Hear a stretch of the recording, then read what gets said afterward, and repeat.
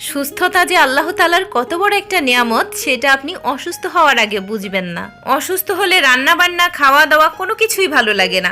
So hello everyone, আসসালামু আলাইকুম। আজকে ছিল শুক্রবার মানেই ছুটির দিন, বাচ্চাদের স্কুল নেই, তাই দেরি করে ঘুম থেকে উঠেছি। ঘুম থেকে উঠে মাছ মাংস একটু ভিজিয়েছিলাম, কিন্তু ভেজানোর পরে দেখি শরীরটা এত বেশি খারাপ লাগতেছিল, একটুও রান্না করতে ইচ্ছে করছিল না। তো আবার শুয়েছিলাম। নাস্তাটা বাইরে থেকে কিনে এনে খাওয়া হয়েছে, আর দুপুরের জন্য আমি রান্না করতে গেছিলাম, কিন্তু যাওয়ার পরে এত বেশি খারাপ লাগলো আর রান্নাই করলাম না। পরে বাইরে থেকে নিয়ে আসা হলো সবার জন্য বিরিয়ানি আর তেহারি। হয়তো এটাই আমাদের রিজিকে ছিল। আমি গরুর মাংসটা আবার তুলে রাখলাম আর সুন্দর করে গোসল টোসল করে নামাজ পড়ে আমি খাবারগুলো রেডি করে ফেললাম। লালবাগ বিরিয়ানির এই তেহারি বা মোরগ পোলাওটা অনেক মজা লাগে খেতে, তাই আমরা মাঝে মাঝে এই খাই। আর আজকে আমার হেল্পিং হ্যান্ডটাও আসে নাই। শরীর যখনই বেশি খারাপ থাকে তখনই দেখি হেল্পিং হ্যান্ড আসে না।